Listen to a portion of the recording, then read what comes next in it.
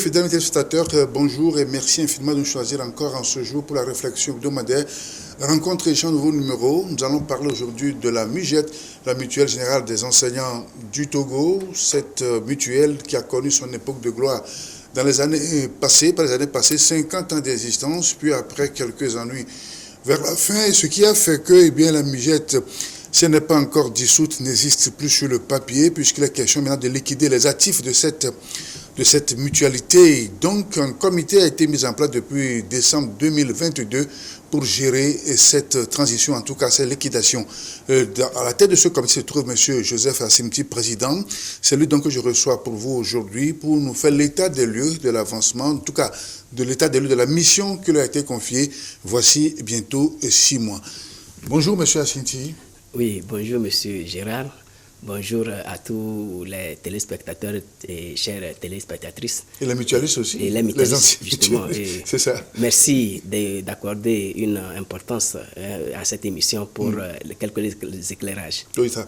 Alors, vous êtes là pour justement nous éclaircir sur la situation qui prévaut actuellement depuis que vous avez été chargé de cette mission. Dites-nous, question d'introduction, quel est l'état des lieux aujourd'hui depuis décembre que vous avez été mis en place? Votre comité, bien sûr, a été mis en place. Oui, effectivement, vous l'avez dit dans votre introduction, nous avons été choisis par l'Assemblée générale du 17 décembre 2022 et nous avons pris effectivement fonction à la tête de cette mutuelle qui mourait le 7 janvier 2023. C'est ça. Donc, d'entrée de jeu, nous nous sommes réunis pour essayer de faire un petit règlement intérieur en guise de quelques règles de conduite à notre sein.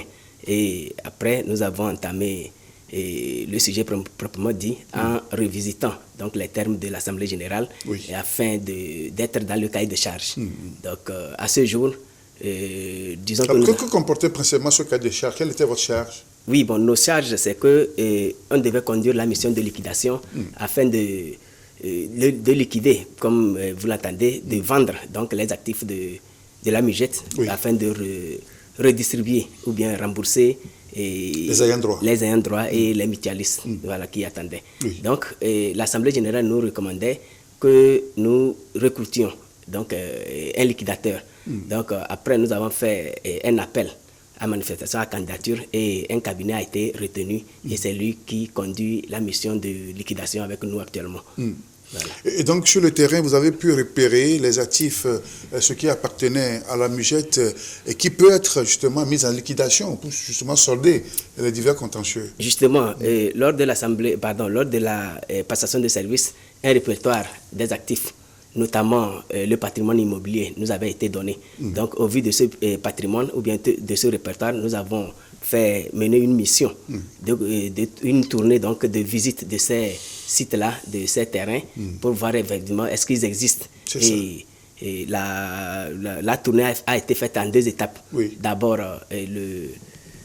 en mai, mi-mai, nous avons fait une tournée. Et nous avons commencé par Kévé, Palimé, et on est allé dans les Wawa, et puis on est revenu. Après, on a pris le Grand Nord pour aller vers les Sokodé et Kara. Voilà. Pour aller toucher du doigt ce qui appartenait à la MUGET. Justement, nous sommes allés pour toucher du doigt, pour voir effectivement est-ce que ces terrains-là existent. Mais il faut reconnaître quand même que nous avons vu beaucoup de choses. Et ces terrains, pour la plupart, ils ont des problèmes. C'est ça. Oui, c'est des problèmes. C'est des terrains litigieux, sans papier, effectivement.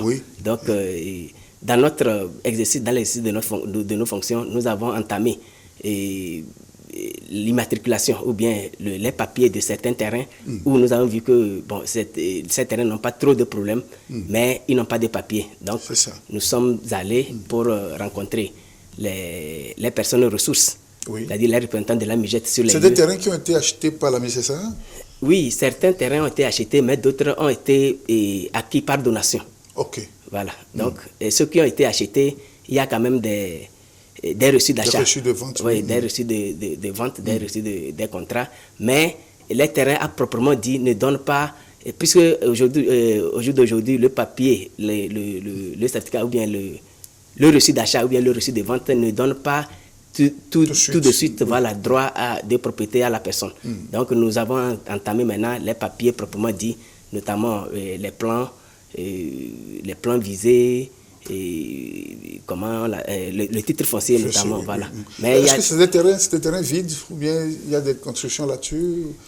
Pour la plupart, en dehors du siège. Oui. Qui est à Lomé. Qui est à Lomé, à Domassessé, et l'hôtel qui est à Djidjolé. En dehors de ces deux immeubles bâtis, les autres sont des terrains vides. Voilà.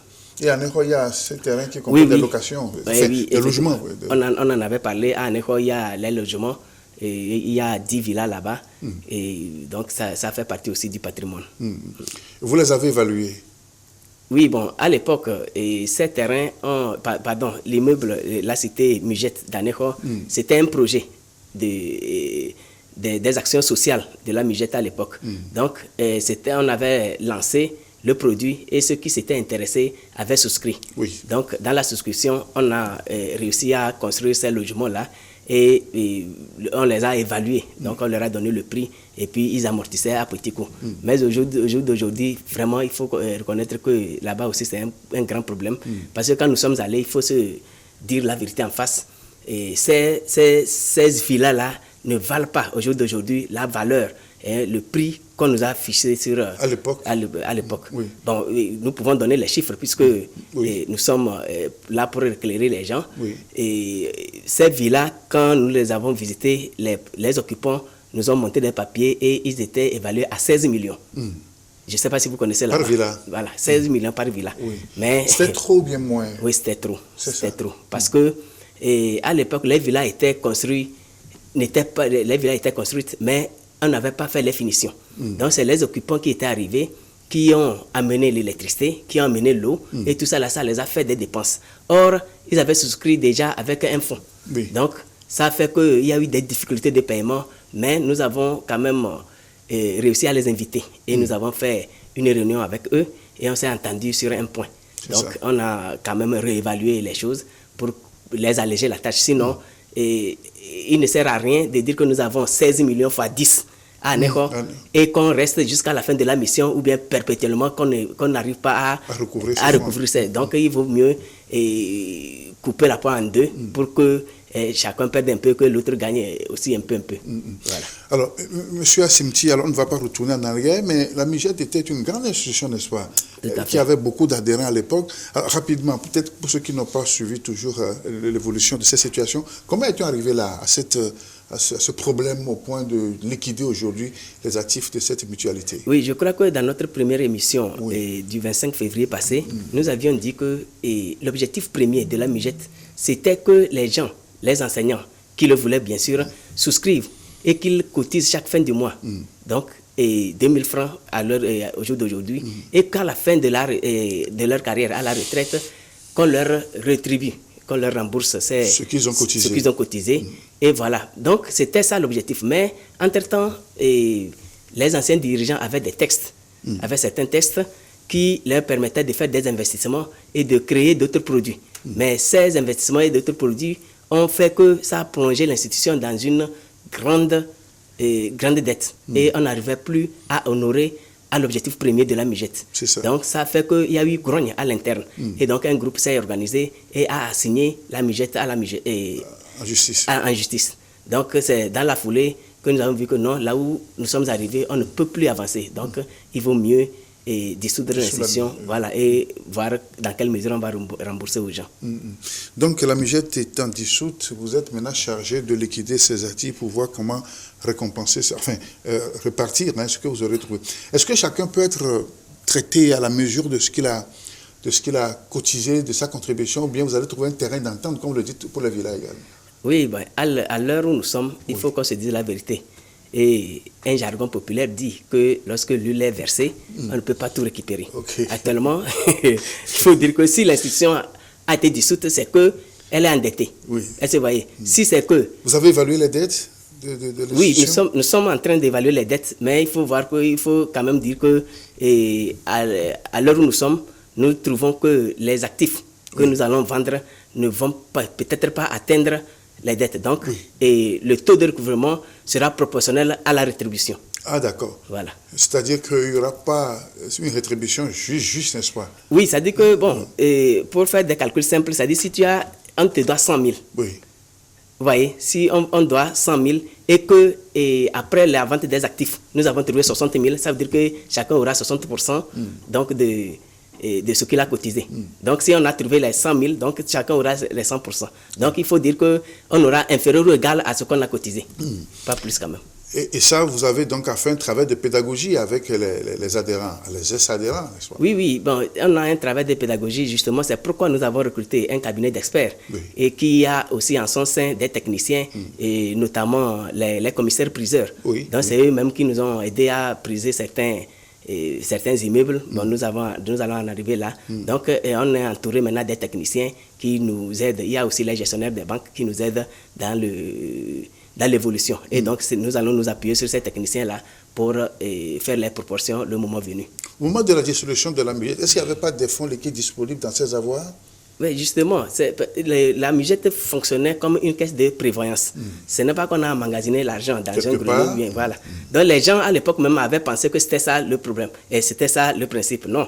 C'est que les nouveaux adhérents, leurs cotisations servent à payer les anciens. Donc, c'est une caisse de prévoyance, en quelque sorte, qui fonctionnait. Il n'y avait pas d'argent liquide comme ça. Donc, quand les anciens, les nouveaux rentrent, ce qu'ils ont cotisé, on paye. C'est des prélèvements automatiques qui se faisaient? Oui, c'était des prélèvements. Alors, le problème s'était posé finalement. Si c'est des prélèvements automatiques qu'on faisait à la source, c'était bien ça, non?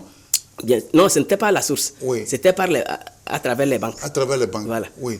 Donc, oui, c'est que l'argent, lorsqu'on le prélève, c'est ce que j'ai déjà dit en haut, et il y a des produits qui ne devaient pas être.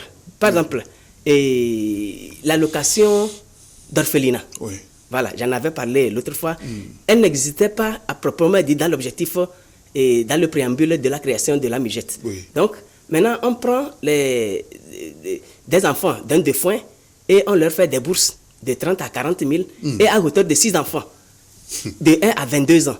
Vous voyez un peu? Donc, ça a alourdi la dette. Il y avait aussi des prêts.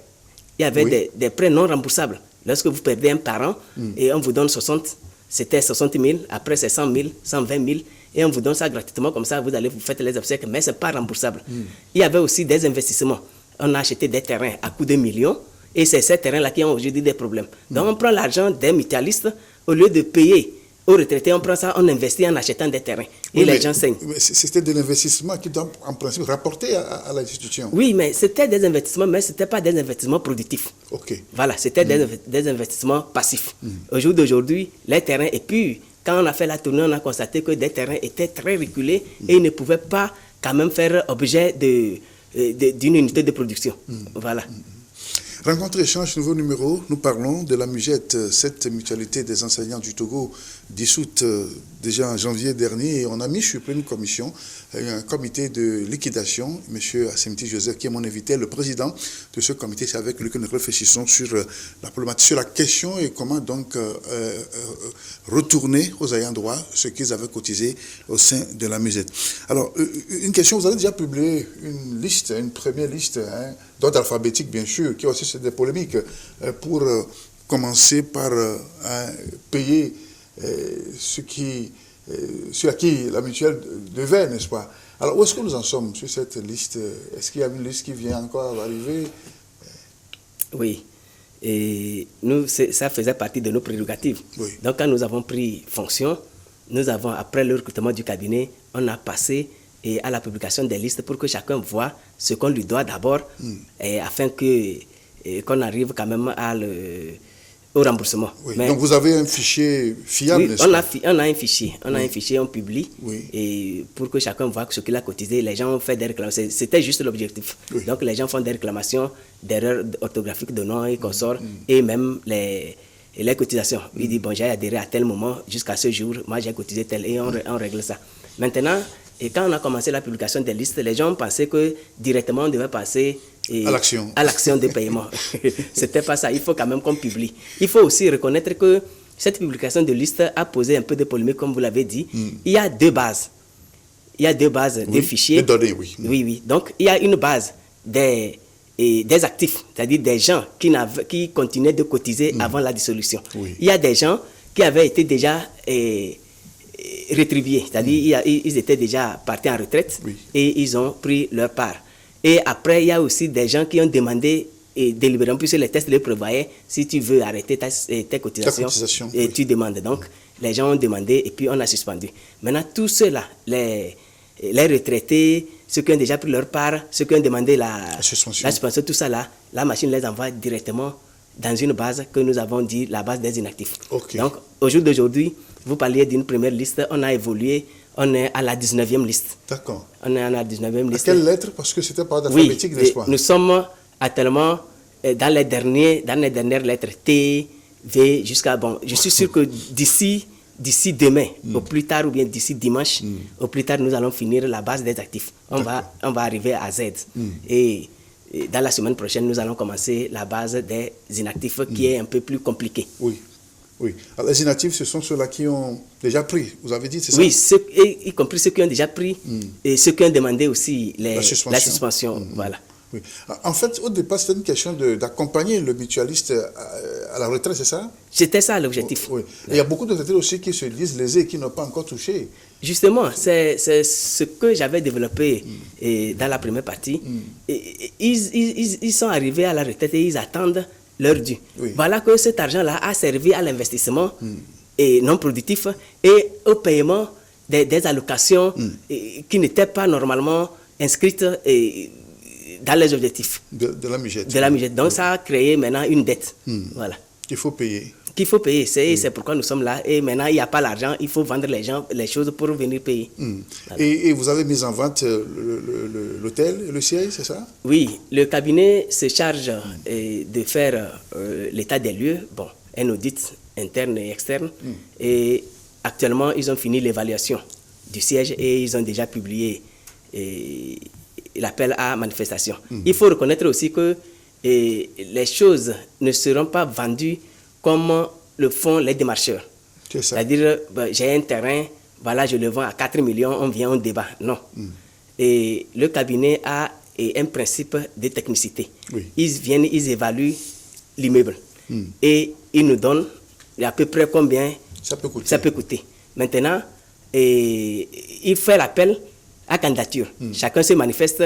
Donc, quand tu te manifestes, il y a des numéros. Quand tu appelles, on dit, bon, voilà, on a situé. Il y a même Google, il y a comment vous appelez ça, les positions satellites. Oui. Voilà. Donc, il y a l'adresse, tu peux, le satellite peut te conduire. Ça, et tu arrives sur les lieux, tu vas visiter. Maintenant, tu cherches tes propres techniciens pour venir évaluer. Si tu trouves que ça fait 15 millions par exemple, ok, tu fais ton offre sous pli fermé, tu dis que moi je vais l'acheter à 15 millions. Maintenant, il y a une date butoir où on va faire le dépouillement. C'est ça. Et ce dépouillement sera fait par une commission neutre. Voilà. Donc après, on va donner l'immeuble au plus offrant. Est-ce que ça intéresse les gens quand même? Oui, les gens ont commencé à appeler. Oui, les gens ont commencé à appeler et on les a déjà orientés. Il y a déjà peut-être deux visiteurs. Actuellement, on m'appelait quand je rentrais au studio. Peut-être que quelqu'un, je lui ai dit qu'après on va se voir. Donc les gens se manifestent quand même et on attend. Quelles sont les difficultés rencontrées sur le terrain dans votre mission quand vous étiez sur le site, à l'intérieur, au centre, à Ného? Quelles étaient les difficultés rencontrées? Oui, les difficultés, je les ai déjà énumérées. Par exemple, si je commence par Aného, là-bas, c'est le coût exorbitant des villas. Mais heureusement, on est en train de trouver une solution. On les a invités et on s'est entendu sur un principe. Des villas occupées par les mutualistes, c'est ça? Justement, oui, les villas occupées. Donc, sur le terrain, sur le territoire, les problèmes rencontrés, c'est que certains terrains sont inexistants. D'accord. Oui. On ne les a pas vus? On ne les a pas vus. On est arrivé par exemple à Kévé, c'était une donation, mais on n'avait pas des papiers à proprement dit. Mais nous sommes allés vers la mairie et la préfecture et c'est là où nous avons trouvé des traces. Actuellement, nous sommes en discussion franche avec les autorités municipales de Kévé pour rentrer peut-être en possession de notre terrain. Et à Koussountou, c'est la même chose. Le terrain, vraiment, nous ne l'avons pas retrouvé en bonne et due forme. Mais les tractations aussi continuent pour l'avoir. Nous avons connu quand même la zone, mais il faut dire qu'il y a beaucoup de difficultés là-bas.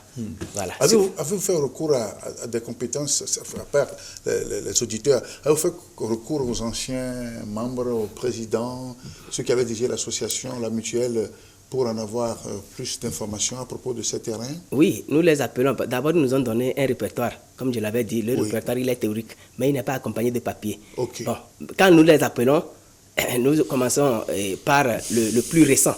Donc, nous lui demandons, il dit non, mon prédécesseur m'avait dit tel. Et c'est ça qui nous a aidé à trouver quelques papiers de certains terrains. Les recherches continuent, on n'a pas encore trouvé pour tous les terrains. Quel crédit vous accordent les mutualistes? Est-ce qu'ils vous croient? Est-ce qu'ils ont confiance en vous? Est-ce qu'ils vous bousculent?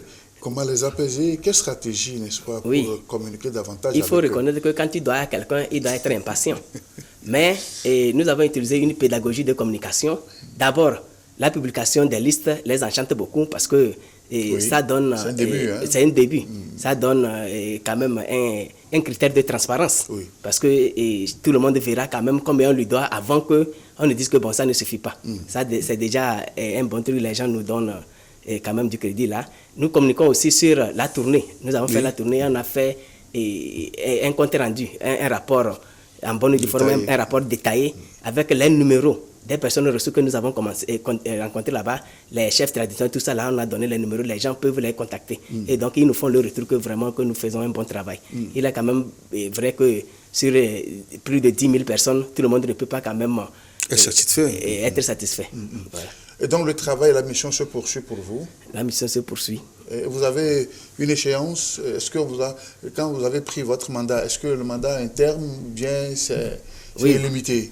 En fait, le mandat, c'est jusqu'à la fin de la liquidation. Mais nous-mêmes, on s'est dit, pour ne pas trop perdurer, plus tu dures, plus tu vas rencontrer des problèmes. Donc, on est en train de tout faire pour voir si, dans les 18 mois, on peut clôturer cette mission. À compter de janvier dernier, c'est ça? À compter de janvier. Donc, jusqu'à mi-2024, on va voir si on peut arriver à la fin de la mission. Voilà. Et cette mission, vous êtes accompagné dans vos déplacements? Est-ce qu'on vous accompagne? Est-ce qu'il y a un fonds pour faire ce travail que vous êtes en train de faire? Qui nous accompagne? C'est parce qu'il y avait des problèmes. Il n'y a pas d'argent. Donc, il faut aussi quand même reconnaître que la seule unité productive de production que nos prédécesseurs nous ont léguée, c'est l'hôtel. Mais l'hôtel ne fonctionne pas comme ça se doit. Normalement, si tout allait bien, l'hôtel pouvait même faire en sorte qu'on puisse payer certaines allocations. Mais étant donné que l'hôtel ne tournait pas correctement, ça a créé aussi une dette là-bas. Mais aujourd'hui, nos activités au ralenti, donc au niveau de l'hôtel, c'est de ça. L'hôtel fonctionne toujours, c'est ça? Oui, bon, mais de manière morose. De manière morose. Vous pouvez même faire un tour, vous pouvez rester pendant toute une journée sans client. Mais bon, on ne peut pas tout de suite aussi fermer ça puisque l'évaluation continue. Voilà, donc le cabinet est chargé de l'évaluer. Il doit évaluer les immeubles, d'abord l'immeuble, les meubles et la clientèle. Voilà, c'est ça qui va donner le vrai coût de cet hôtel. Donc c'est ça qui fait que d'ailleurs même c'est là-bas nous tenons nos réunions et l'hôtel est ouvert mais bon, ça tourne quand même au ralenti. C'est ça. Et le siège? Le siège, oui. Le siège, l'informaticien que nous avons recruté pour nous faire sortir les listes, son bureau est ouvert. Bon, les bureaux sont quand même là, mais on a écrit fermé. Donc, il y a des gens, il y a certains partenaires que nous recevons là-bas pour assurer du travail. Assurer pour échanger. Voilà, si le partenaire vous appelle et il est, par exemple, à Toko, ici, c'est inutile de l'inviter à Djidjolé. Et nous, on est ici, on le rencontre et puis on échange. Et est-ce que vous avez espoir que votre mutualité, votre MUJET va renaître un jour ou bien c'est bien fini? Bon, c'est tant mieux. Même si elle doit renaître, je ne pense pas qu'elle naîtra sous le même nom. Le même nom. Oui. Dans tous les cas, à la dissolution, les gens quand même nous ont approchés. Les gens nous ont approchés. Nous avons demandé de nous proposer leur mécanisme, le système par lequel ils vont faire. Des gens ont proposé, mais nous, notre mission n'est pas de faire renaître l'institution, c'est de liquider. Donc nous allons finir. Et si quelqu'un veut reprendre, c'est tant mieux. Jusque-là, il n'y a aucun recours aux tribunaux, hein, c'est ça? Pour le moment, bon, nous en avons fini. Nous avons fini avec les recours aux tribunaux parce que c'était la deuxième action, la deuxième grande action que nous avons menée. Et quand nous sommes arrivés, nous avons dit, bon, nous sommes entourés aussi des conseillers. Et donc, nous avons vu qu'il faut faire en sorte que tous ces problèmes qui sont pendants devant les tribunaux soient complètement résolu. Et donc, les adversaires qui étaient en face, on s'est rencontrés devant des huissiers, des avocats, même devant les présidents de tribunaux. Et on s'est expliqué et voilà, ils nous ont conseillé, on est arrivé à une conciliation. Donc, cette conciliation a fait que toutes les plaintes sont retirées et il n'y aura plus de recours. Voilà. Maintenant, amis téléspectateurs, donc nous parlons de la MUGET, la Mutuelle Générale des Enseignants du Togo, et donc qui est dissoute depuis janvier de cette année 2023. Un comité de liquidation de ces actifs est mis en place. M. Joseph Assimti, le président de ce comité, c'est lui qui vient nous faire le point de l'avancement de la mission qui leur a été confiée. Alors, autre préoccupation, ce sont toujours les mutualistes qui attendent, vous l'avez dit, ils sont pressés d'entrer dans quel message pour les apaiser, pour les rassurer que de toute façon, eh bien, ils ne perdront pas totalement à 100% de ce qu'ils avaient contribué, cotisé. Oui, aujourd'hui, nous, notre arme, la plus grande arme que nous utilisons, c'est la communication. Nous communiquons sur toutes les actions que nous menons. Et le siège étant mis en vente, nous avons publié le fichier, elle est dans tous les groupes et nous leur avons demandé de relayer. Parce que c'est ça que nous allons vendre pour vous et rembourser. Donc, ils sont en train de relayer et ça les contente parce qu'il n'y a plus d'opacité. Et de deux, nous communiquons sur la publication des listes et les gens se plaignaient, on leur a expliqué que non, il y a deux bases. Et vous qui avez demandé délibérément la suspension, vous êtes envoyé par la machine dans l'autre base. Donc, bientôt nous allons entamer la base et ils sont satisfaits de comment nous communiquons. Donc, quand même, l'espoir est permis. Ils nous font confiance. Ils savent que nous allons quand même arriver à bon port. Et au jour d'aujourd'hui, personne n'a encore touché, hein, c'est ça? Touché? Oui, ce qu'on leur doit. Non, ben, nous allons... Le travail doit finir d'abord, c'est ça? Le travail doit finir d'abord. Mais il faut aussi reconnaître que nous réfléchissons. Et sur le terrain, ce que nous avons vu, et les terrains qui ont des problèmes et qui sont peut-être dans les tribunaux, et il n'y a pas d'issue, c'est-à-dire il n'y a pas un délai de leur résolution. Vous-même, vous voyez la résolution des litiges fonciers. Oui, donc nous nous sommes dit que, voilà, nous nous sommes dit que si le siège et l'hôtel ont été vendus et on a quand même un taux acceptable, on peut commencer. On peut commencer. Et on ne va pas commencer par, c'est pas parce que ton nom commence par A, ou bien parce que tu as adhéré en 1973 qu'on va commencer par toi. Ce ne serait pas comme ça. Quel est le critère? Quel serait le critère? Bon, nous sommes tous des orphelins. Et c'est le papa qui a laissé l'héritage. Donc, si les mandataires arrivent, ce qu'ils ont pu vendre, ils nous partagent nous tous. Si on vend l'autre immeuble, on partage à nous tous. C'est comme ça qu'on va... Donc, nous nous sommes dit, hier même nous étions en session, on a fait, vous nous demandiez ici comment nous gérons notre temps. De 18h jusqu'à la nuit tardive, nous étions en session. Voilà. Donc, nous nous sommes dit que bon, voilà, on va suivre et avec le cabinet d'experts. Voilà. Donc, si on arrive à un taux acceptable et on voit que bon, les gens peuvent recouvrer peut-être 30, 40, 50% de leur dû avec ce que nous avons, on peut commencer. Voilà. Pas forcément par ordre alphabétique dans ce cas. Non, ça ne sera pas par ordre alphabétique. On donne à tout le monde, c'est ça? On donne à tout le monde parce que dans l'institution, dans les textes, il est prévu que tu devais prendre ton argent après la retraite. C'est ça. Maintenant que l'institution est dissoute, tout le monde est devenu un retraité anticipé. Forcé, oui, voilà. Donc, nous sommes tous des retraités. On va nous partager, nous tous. C'est ça. Et il n'y a pas question de je suis parti en retraite avant toi, non.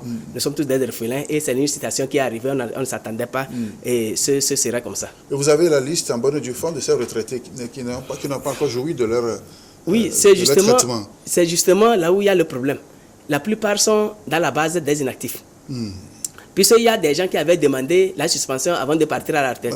Donc ça fait double traitement là-bas. Donc nous allons voir la base des inactifs là, on va la publier et maintenant on prendra les gens un à un pour vérifier pourquoi il est dans la base inactif. Est-ce qu'il est là-bas parce qu'il a déjà pris ou bien il est là-bas parce qu'il a demandé la suspension? Donc un travail de vérification à fond. Ou bien il est là-bas parce qu'il y a un troisième critère, si tu cesses de cotiser, et les tests prévoient qu'après 6 mois de cotisation, que tu es devenu, et tu peux être radié. Donc il y a aussi de ces cas. Donc on va vérifier un à un. Et il faut reconnaître qu'ils sont nombreux. Ils sont à près de 13 000 personnes qui sont dans cette situation. Donc c'est pourquoi l'informaticien vraiment, il fait un bon boulot, il se bat courageusement, c'est un jeune, et on l'encourage toujours. Donc, il est à l'œuvre, on va y arriver. Est-ce qu'ils arrivent l'idée de faire peut-être demander un prêt auprès d'une banque pour pouvoir solder quelque chose en attendant la vente effective de ces immeubles? Au jour d'aujourd'hui, c'est comme si on contracte un prêt, c'est qu'on ajoute une dette à une autre. On ne résout pas un problème par un autre. En contractant le prêt, c'est qu'on est en train de créer un problème. C'est le problème qui est là. On a les actifs, on va les vendre. Donc, on demande aux mutualistes d'attendre. On ne peut pas se permettre. Sous hypothèque, d'abord même, si nous voulons aller vers les banques, qu'est-ce que nous allons présenter pour faire le prêt? À l'époque, il y avait des prélèvements et la mutuelle était active. Et c'est avec ça que la banque nous... Maintenant, elle est devenue passive, elle est morte. Qu'est-ce que nous allons présenter comme pièce de conviction pour qu'on puisse prendre le prêt? Donc, je crois que l'hypothèse d'un prêt est carrément exclue. Oui, c'est ça.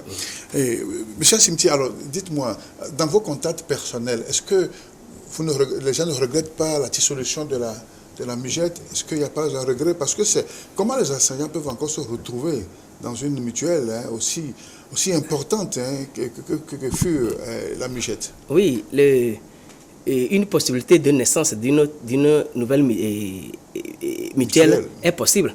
Mais il faut aussi, pour la petite histoire, le jour de la dissolution, ce n'était pas vraiment ça. Tout le monde n'était pas d'accord. Mais comme on a fait les assemblées régionales, et c'est eux qui ont décidé, sur 67 bureaux régionaux, 49 avaient demandé la dissolution. Alors, ça veut dire que... conformément aux dispositions des tests. Justement, donc c'est 70%. Donc les 30% là doivent forcément être contre. Donc dans nos contacts personnels, ceux qui sont contre, c'est dans les 30%. Il faut aussi faire reconnaître que parmi les 70% qui avaient demandé, les gens n'avaient pas su que ce serait ça la conséquence. Les gens pensaient que, bon, ok, le 17, là, on dit dissolution, le lendemain 18, ils ont leur argent. Parce qu'ils pensaient que l'argent était emmagasiné dans un grenier quelque part. Voilà. Ce n'était pas le cas. C'était pas le cas. C'est ça. Donc, il y avait quand même des gens qui ont regretté cela. Oui, justement, c'est ce que je dis, que jusqu'à aujourd'hui, c'est comme tu vas dans les funérailles d'un vieux. Tu es enfant, tu vas, tu manges bien, et tu viens, ton papa est là, il est vieux aussi, tu précipites sa mort pour pouvoir manger.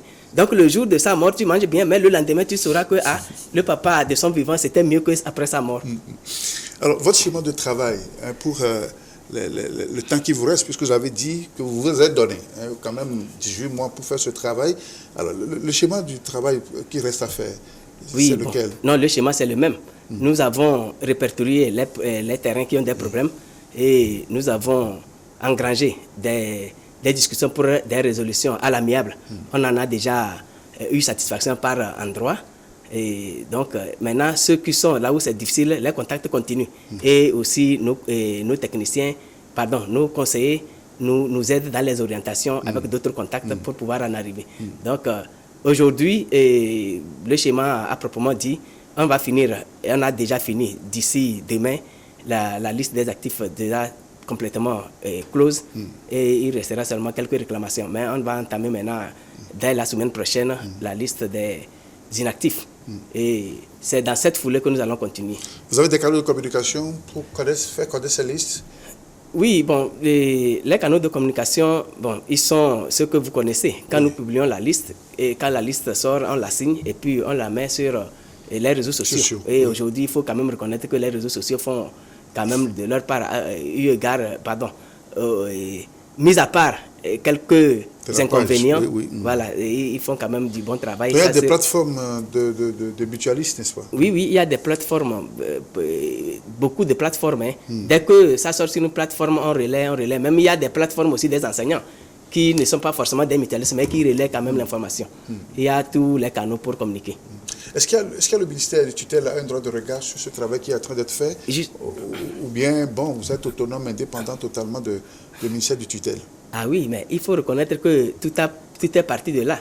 Lorsqu'il y avait grogne, le ministre de tutelle avait écrit, avait adressé une correspondance au CA, au conseil d'administration qui était là, aux affaires, pour lui dire de faire une assemblée générale extraordinaire afin de trouver une feuille de route qui satisfasse à tout le monde.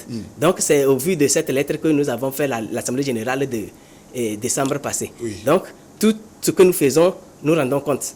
Quand nous menons une, deux, trois, il est quand même vrai que nous ne pouvons pas, c'est l'autorité, nous ne pouvons pas chaque jour aller. Donc quand on mène nos actions jusqu'à un niveau, on les compile et on fait un bordereau, puis on envoie au ministère. Donc toutes nos actions sont suivies. C'est ça. Et comme arbitre, c'est ça? Et bon, comme arbitre, pas tellement, mais comme un regardant. C'est ça. Voilà. Comme un regardant qui suit de près la mission qui suit de près la mission. De votre comité. Lui, eux, ils analysent et ils ne nous ont pas encore appelé, mais nous savons que si ça déraille, ils vont quand même nous remettre sur les rails. C'est ça. Donc jusqu'à présent, pas de souci au regard vis-à-vis Pour l'instant, nous n'avons pas quand même eu de l'interpellation, donc nous continuons et nous faisons aussi tout pour être dans les prérogatives, dans le cahier de charge, parce que le ministère a le PV de l'Assemblée générale. Voilà, donc nous sommes dans le droit chemin. Alors, que dire aux mutualistes pour vous aider à alléger la tâche qui vous a confiée? Bon, ce que nous pouvons leur dire, c'est de relayer nos informations et de communiquer de manière franche. Voilà. Il ne faut pas qu'il y ait des spéculations. J'ai entendu que les gens sont venus chez moi au bureau pour dire que oui, qu'ils ont entendu qu'on a commencé à payer. Ils sont venus pour prendre leur argent. Donc, je les invite à faire une bonne communication. Et d'ailleurs, avant qu'on ne sorte une liste, il y a une lettre qui accompagne. Toujours et toujours. Il n'y a pas une liste qui est sortie comme ça en vrac. On la titre, on lui donne son numéro de choses, et maintenant, son numéro d'ordre, et maintenant, on accompagne ça d'un petit test. Je les invite à lire ce que nous donnons comme lettre communication avant de tomber sur les listes. Voilà. Et donc vous dites que dans les tout prochains jours, les dernières listes seront publiées, c'est bien ça? Oui, d'ici là, la dernière liste de la base des actifs sera publiée. Oui. Voilà. C'est ce qu'il faut bien expliquer aux gens, parce qu'on parlait de la base des actifs et des inactifs. J'aimerais que vous reveniez là-dessus, parce que dans le subconscient collectif, on a publié une liste, mon nom n'y figure pas, il y a un problème. Oui. Justement, je réexplique. Absolument, oui. D'abord, la base des actifs. Ceux qui continuaient les cotisations, ceux-là à qui les banques prélevaient toujours. Jusqu'en 2022. Jusqu'en 2022. Oui. Maintenant, on ne prélève plus, c'est ça? On ne prélève plus. Jusqu'en novembre, décembre, on a demandé aux banques qu'il y a problème d'arrêter. D'accord. Voilà. Donc, c'est eux-là qui constituent les actifs. Les actifs. Les inactifs, c'est ceux-là qui ont demandé les suspensions. D'eux-mêmes. D'eux-mêmes. Et ceux-là aussi qui ont cessé de cotiser. Parce que le principe est que lorsque vous cessez de cotiser pendant 6 mois, et vous êtes radié, vous n'êtes plus mutualiste. Et donc vous n'avez plus droit à ce que vous avez cotisé? Vous attendez. Si vous avez cotisé 4 000, vous attendez pour prendre ça à la fin. Mais on a su aussi que comme on cherchait aussi des adhérents pour satisfaire les retraités. Oui. Donc si ce principe, si cet article-là est toujours d'actualité, les gens vont, puisque les gens cherchent à partir, ils vont cesser juste délibérément de cotiser pour que la machine les sorte. Donc, à un moment, on a fait une assemblée générale et on a modifié cet article que même si tu sais de cotiser, tu n'auras pas les 4 000. C'est ça. Tu auras une partie des 4 000. Voilà. Donc, ceux-là qui ont cessé de cotiser, ils sont devenus des inactifs. La machine les a envoyés là-bas. Et aussi, il y a des gens, depuis 73 jusqu'en 93, 87, dans les années 2000 même, puisqu'on a payé les retraités jusqu'à hauteur de 2015. D'accord. Avant la dissolution, on était, à un moment, on a dit qu'il faut les payer année par année. Et on était arrivé à 2015 définitivement. On a même entamé 2016 jusqu'à un niveau. Donc tous ceux qui sont admis à la retraite... Et tous ceux qui ont pris leur argent sont classés dans cette base-là. Oui, donc, des inactifs, oui. Oui, des inactifs. Donc, et cette base des inactifs-là contient 3 catégories de mutualistes. Les retraités qui ont déjà pris leur argent, ceux qui ont cessé de cotiser délibérément et ceux qui ont demandé la suspension. Maintenant, qu'est-ce qui se passe? Comme vous le disiez, lorsque nous publions une liste, quelqu'un nous appelle. Ok, moi je suis K. Les cas sont finis, je n'ai pas trouvé mon nom. Nous lui demandons, est-ce que vous avez entre-temps demandé une suspension? Mais j'invite aussi les gens à être honnêtes, on est des intellectuels. Au lieu de te dire oui, il dit non, que nous n'avons jamais demandé la suspension. Maintenant, je dis, bon, si nous vérifions et vous avez demandé la suspension, c'est qu'on ne vous donnera pas votre montant. C'est là où il dit, entre-temps, un petit frère m'avait dit, et on comprend que là, les gens... Où est-ce qu'on peut demander la suspension? C'est auprès des banques? Oui, non, il y avait... C'est pas tu ne peux pas aller à la banque demander, puisque c'est la MIGET qui envoyait les disquettes de prélèvement. Donc tu écris. tu écris à la Mugette pour dire que non, que je ne veux pas qu'on me prélève. Donc, quand on reçoit un certain nombre, on envoie et on envoie l'informaticien et il les enlève dans la base. Voilà. Donc, les gens là, quand on leur explique, et des fois même, quand ils insistent, on vérifie, malgré que la tâche est difficile pour aller vérifier là-bas, on stoppe, on arrête la publication et on revient là-bas vérifier pour voir est-ce que effectivement quel est ce problème et on vérifie, on voit son nom dans la base d'NTF. Ça veut dire que si la machine ne peut pas se lever de son gré, voilà, pour envoyer les gens là-bas. Si tu n'as pas demandé, si tu n'es pas suspendu, tu ne vas pas là-bas. Donc tous ceux qui sont là-bas, sachez qu'il y a eu quand même quelque chose. De vérification. Et voilà. Et ceux qui ont contracté des prêts auprès de la mutuelle, oui. Vous les avez retrouvés? C'est aussi un autre casse-tête. Et à l'époque, il y avait des produits attrayants, des prêts. Maintenant, les gens ont contracté des crédits et ils ont changé des banques. Et les dirigeants n'ont pas eu le réflexe de les tracter par leur numéro matricule. Parce que c'est juste la banque qui l'a changé, mais il n'a pas changé de numéro matricule. Donc on pouvait aller dans son inspection, dire que bon, tel a pris 100 000 ou bien 50 000 et choses, on pouvait les retrouver. Mais nous sommes en train de voir, puis ça signale. Ceux qui ont pris les prêts, ça signale. Et donc nous sommes en train de dégager aussi leur liste et on verra le moment venu. Si ce qu'il a pris par rapport à ce qu'on lui doit, on fera la balance. On fera la balance de la différence et on va voir qui devra à l'autre. Rencontre d'échange, nous parlons de la mutuelle générale des enseignants du Togo. M. Assimti, président du comité de liquidation de cette institution, mon invité sur ce plateau, c'est lui qui est en train de communiquer donc avec les adhérents, les ex-mutualistes, pour leur expliquer l'état de la situation. Une fois encore, on revient sur l'état des lieux, sur l'audit qui est fait. Et quels résultats vous en avez concrètement aujourd'hui? Non, l'audit n'est pas encore terminé. Terminé. Et donc ça continue? Oui, c'est-à-dire que c'est un mécanisme. Et il y a des étapes. Donc, on a fait l'évaluation du siège. Mais on ne peut pas aussi non plus attendre que le cabinet finisse l'audit avant de lancer. Donc, et ça nous presse. Comme l'évaluation est déjà terminée au niveau du siège, ils ont pris les photos, ils ont fait leur évaluation, ils nous ont donné le document. Les résultats. Donc, maintenant, ils sont en train de faire l'évaluation du siège. Voilà. Et des terrains qui sont titrés. Voilà. Ils vont dans le milieu pour voir, avec les commissaires priseurs, ils vont voir tout ça là et puis donner la valeur. Donc, maintenant, après cette étape de publication, de lancement, et ils vont revenir maintenant sur l'audit. Et c'est un travail de longue haleine parce que ça fait 50 ans que l'institution a dirigé et a existé. Ils vont faire l'audit financier, l'audit du personnel, l'audit immobilier, tout ça là. Donc, c'est une grande tâche aussi là-bas. Mais dans les jours à venir, très prochainement, dans les semaines à venir, l'audit va commencer. C'est ça. Donc c'est un travail de longue haleine. Oui, c'est du travail de longue. Mais aussi, on leur a dit que nous n'avons pas assez de temps, on n'est pas là pour 5-10 ans. Oui, donc il faut vite faire. Il faut vite faire. Et ça a un coût? Bien sûr. Oui. Ça a un coût. Donc, les auditeurs, le cabinet notamment d'expertise, ils nous ont demandé, ils nous ont dit s'il faut faire un bon travail, ils auront minimum 9 mois. Ah bon? Oui. Ils nous auront minimum 9 mois et maximum 1 an. Maintenant, si nous voulons qu'ils aillent dans les normes, dans le délai normal de leurs exécutions, il y a ce coût-là. Mais si nous les pressons et ils contractent leur temps, en ce moment, ils vont faire appel à d'autres experts qui vont aussi demander de l'argent. Là, le coût va devenir plus cher. Donc, plus le délai est court, plus le coût est cher. Mais on est quand même en discussion.